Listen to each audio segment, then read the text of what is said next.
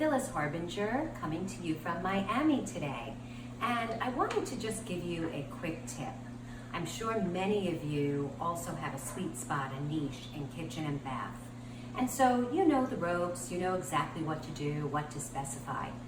But a lot of times, even though I specialize in this with my team as part of what we do for our high-end residential clients, you really have to make sure that you do not miss a detail, because what do? Everything we do is all about the details. So when I created my book, the book of checklists called the Interior Design Productivity Toolbox, and buy through Wiley or Amazon, I decided that I needed to have an accountability tool so that my team could go to the checklists, download them, and print them out, and use them every time we went to specify so that no details were missed, no stone unturned.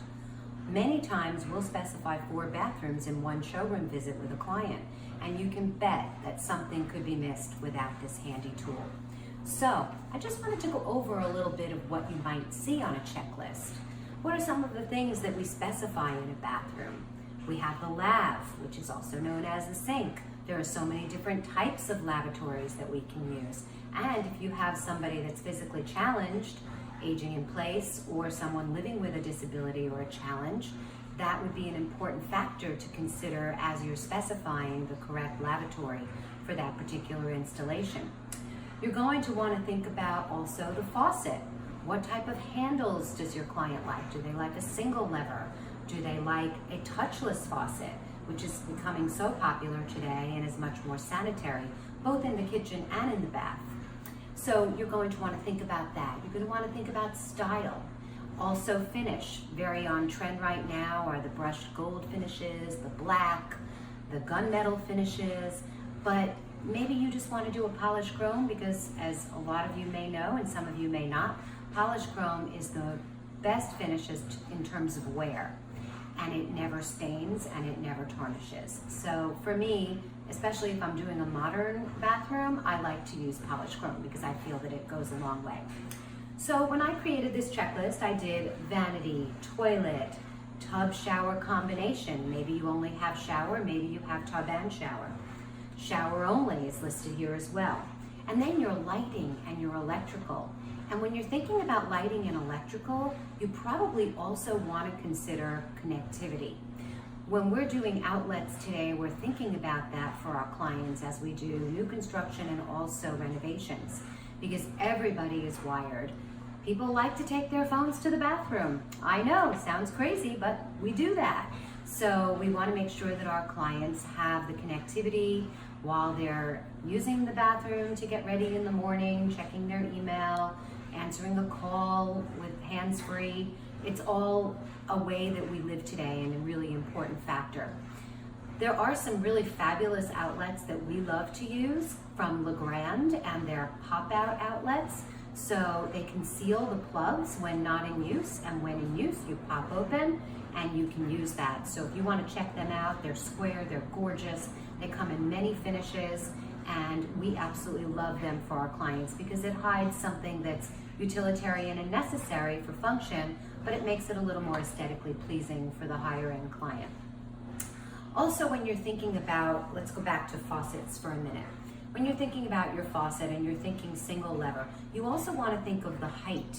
So you're going to always want to specify what is the height of this faucet, because you want to make sure that it's high enough for the lav that you're using. If it's a traditional lav that's undermounted, then you don't need as high a faucet. But if you're going for a vessel sink, then you need a faucet that's going to be appropriate for that vessel sink.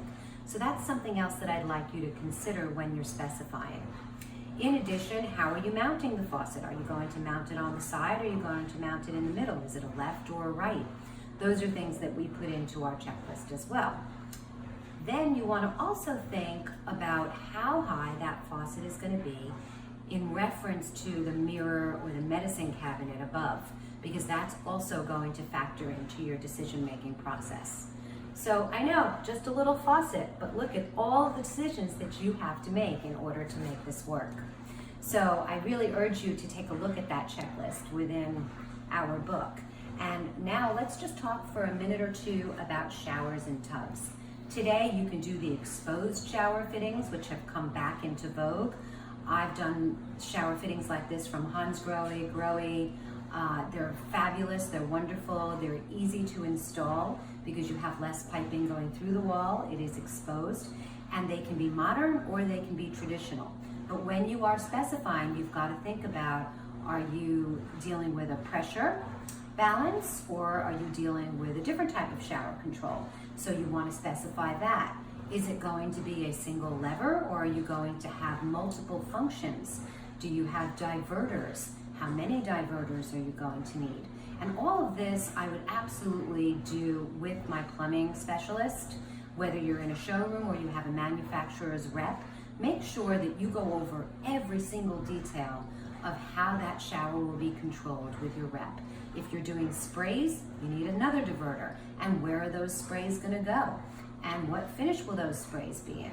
Are you going to do everything from the same manufacturer for all of your shower and bath fittings?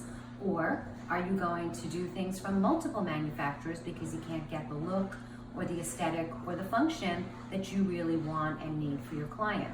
So those are all things that are going to go into the decision-making process in a shower. A shower can be a heavy lift if you don't have the proper tools with you to deal with that and the proper people to advise you. So really do your homework and quote-unquote measure twice and cut once. I also always consult before I place an order my contractor. I want to make sure that they see all the specifications of the items that we're considering before I push the button. They may have questions, they may want to weigh in on a decision, they may know something about what's going on behind the wall. All of those decisions are so important to make with your GC, and I highly recommend that you do that. Also, when considering fixtures, you've got the toilet. So toilets come right size, which to me, that's the only thing I let my clients buy at this point, because not only are they accessible at right height, but they also are easier for someone that doesn't have a physical challenge because you're not so low to the ground.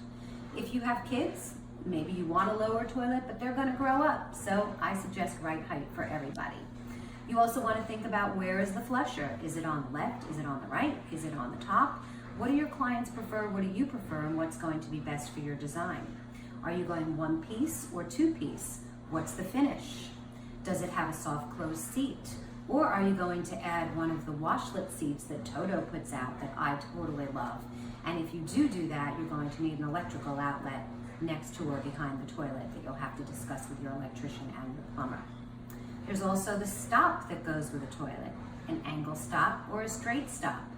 And then what is the finish of this little lever and the stop?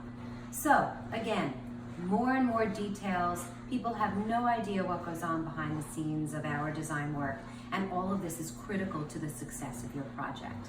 I hope this was helpful. This is just one of many checklists in our book. If you have any questions, please email us, info@dcistudio.com, and we'd love to hear from you. And if you have questions about the book, please contact us. Someone from our team will get back to you, info@phyllisharbinger.com. That's all for now. See you soon.